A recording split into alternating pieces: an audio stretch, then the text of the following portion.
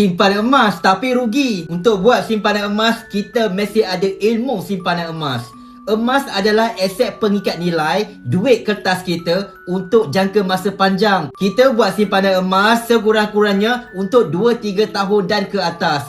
Kalau kita beli emas hari ini, jual minggu depan, confirm kita rugi. Kalau kita beli emas hari ini, jual bulan depan, confirm kita akan rugi. Sebab untuk jangka masa pendek, apabila kita nak jual emas, ianya ada spread. Jadi emas adalah untuk simpanan jangka masa panjang, untuk kita mencapai matlamat keuangan jangka masa panjang. Sebagai contoh, kita boleh menabung sehingga 10 dinar emas untuk pergi umrah. Kita boleh menabung sehingga 85 gram ataupun 20 dinar untuk pergi haji. Kita boleh kumpul sehingga 100 gram untuk bayar deposit, beli rumah.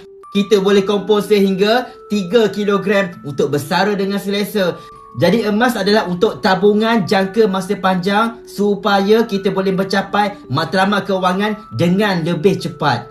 Jadi untuk anda tuan-puan yang nak mulakan simpanan emas bersama Public Gold, klik link di bio Hafizul untuk daftar percuma akaun simpanan emas Physical Gap Public Gold. Hafizul bimbing sebaiknya.